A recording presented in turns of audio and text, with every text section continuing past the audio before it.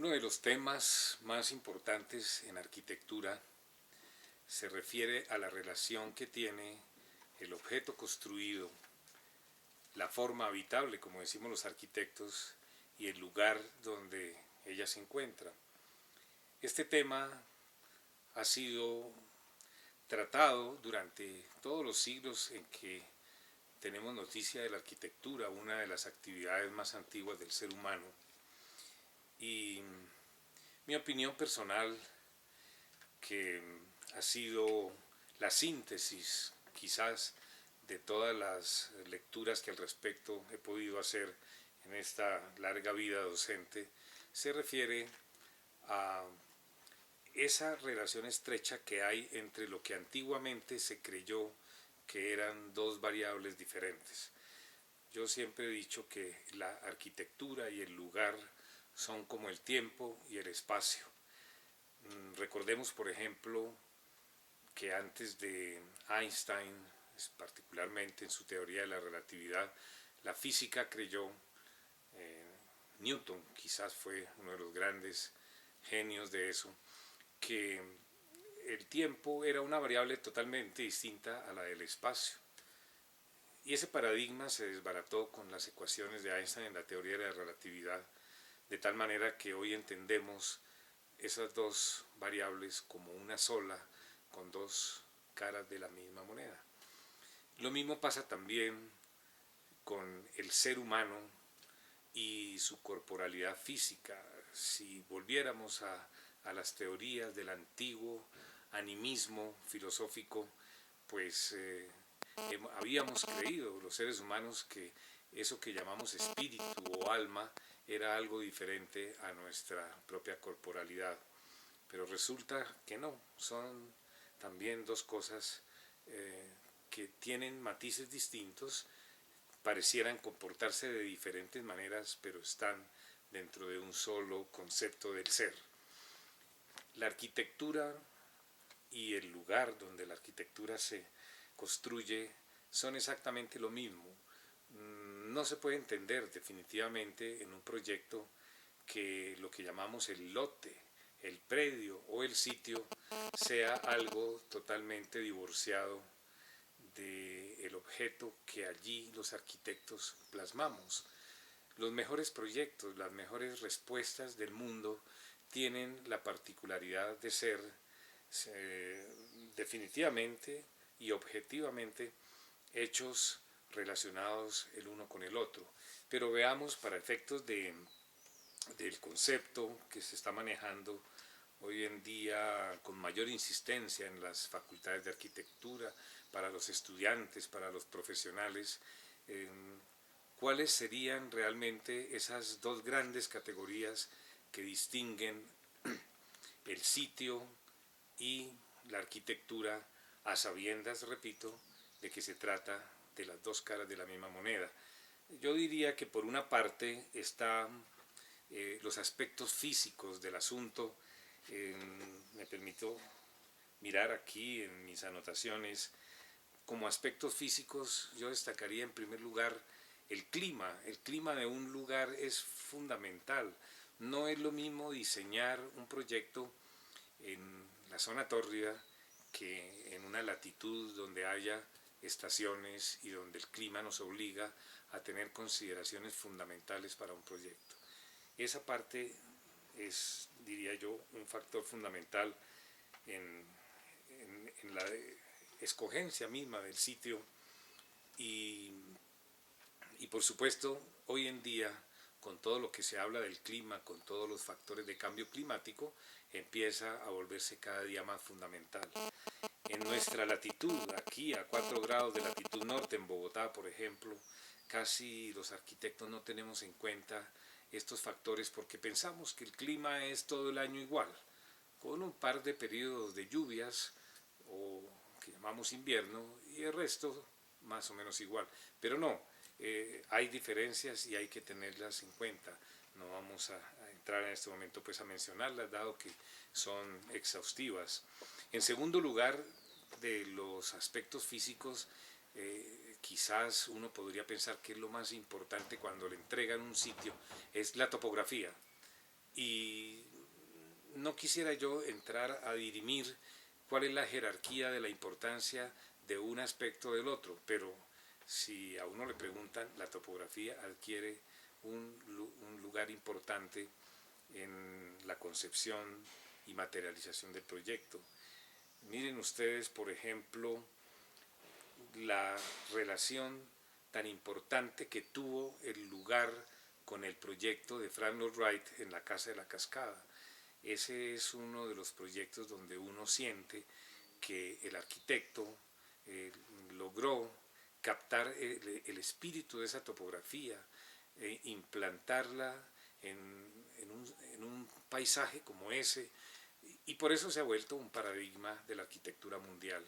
el proyecto que estamos mencionando. Aquí nomás en mis manos tengo también, en cuanto a topografía, esta imagen que si la cámara la está captando, pues todo el mundo reconocerá, y es el famoso Mont Saint-Michel en Francia, en la Normandía francesa, un antiguo convento medieval con todo lo que en esa época llamábamos ciudad, por pequeña que nos parezca, pero es tal vez de los mejores proyectos que uno haya visto en el mundo implantados en un lugar, y así sucesivamente. Piensen por un momento en Machu Picchu, piensen por un momento en la Acrópolis de Atenas, y ejemplos también siguen sobrando. A mí me impresiona mucho, hablando de la topografía, lo que sucedió en Meteora, en las islas griegas, donde vemos unos monasterios que hoy en día pareciera ser casi imposible lograr uno construir allá, en esas rocas gigantescas que parecen columnas, unos grandes megalitos de roca, y arriba un monasterio que brota de la misma materialidad del lugar. Otro aspecto físico importante de esta relación entre arquitectura y lugar es la naturaleza que lo rodea. Ustedes se han dado cuenta, y toda la humanidad a veces se pregunta cómo es posible que el hombre construya en sitios tan apartados como el Polo Norte, y vea uno arquitectura hecha con el mismo hielo, y se sorprende uno de pensar que haya seres humanos que puedan habitar ahí, en los desiertos, en la selva, en cualquier sitio, por extraño que sea, el ser humano se las ingenia para adaptar su arquitectura. Eso también es importante. Y yo diría que en este orden numérico que traigo aquí, la localización geográfica frente a las estaciones, volviendo un poquito al tema, es algo que debe ser muy tenido en cuenta para la implantación de un proyecto, dado que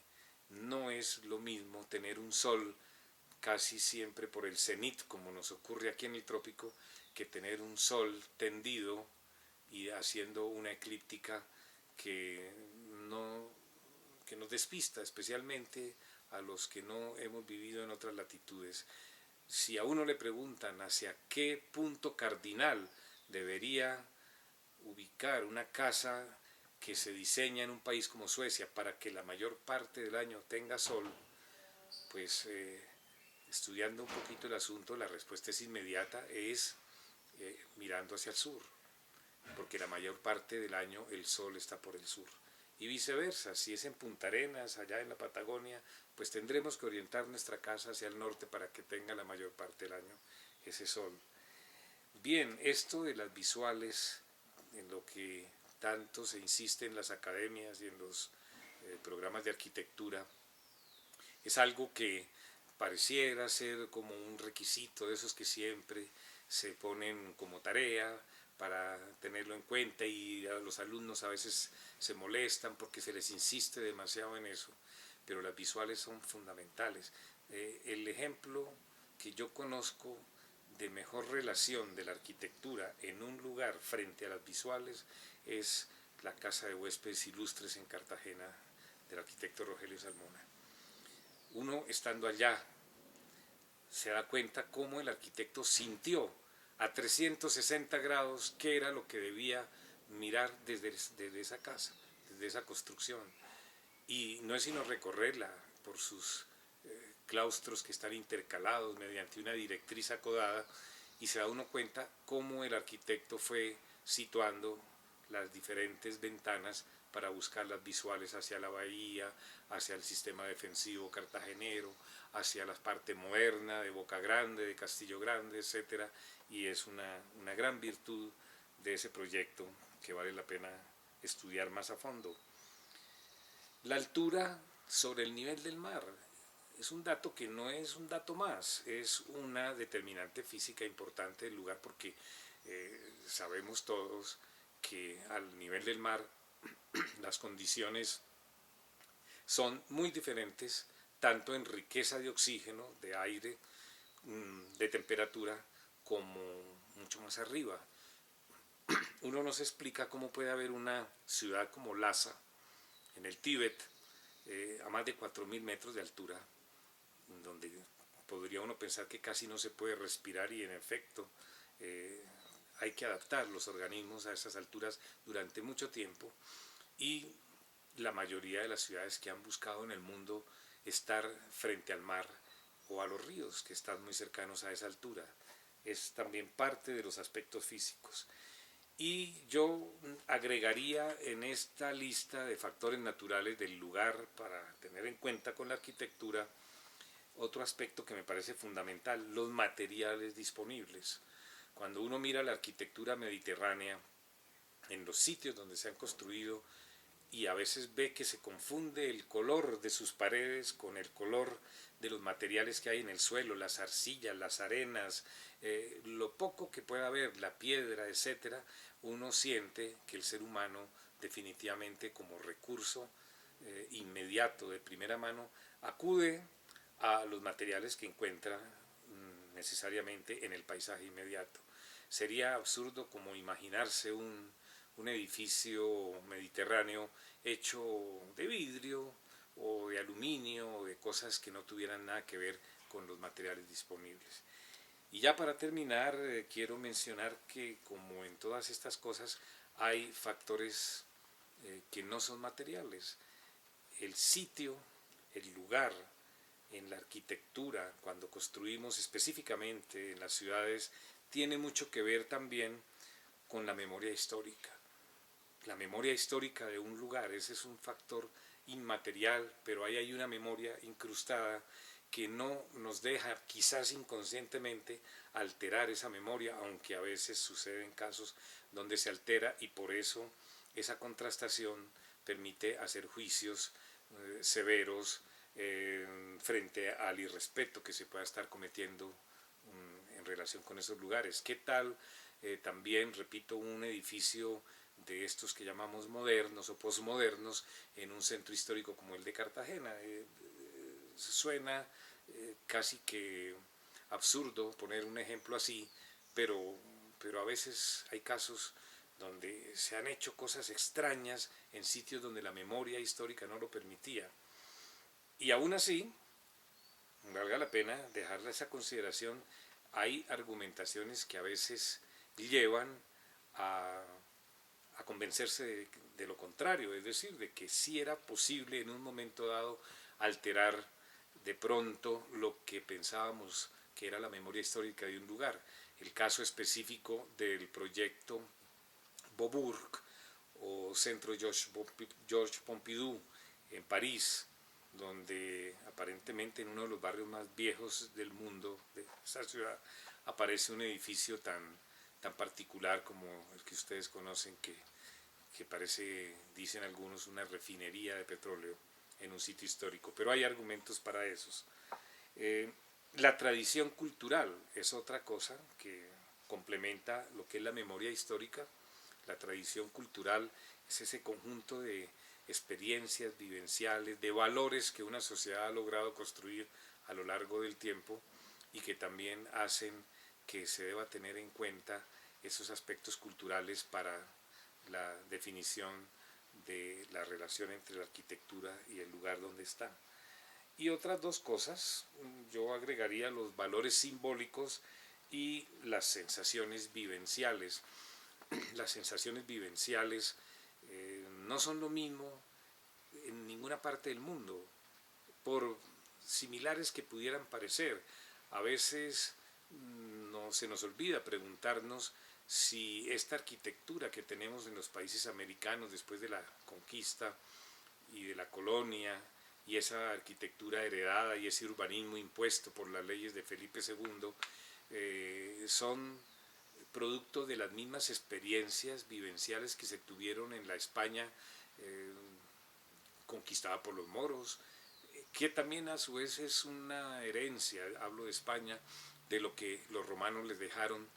y uno no suele preguntarse con frecuencia si estas casas de herencia española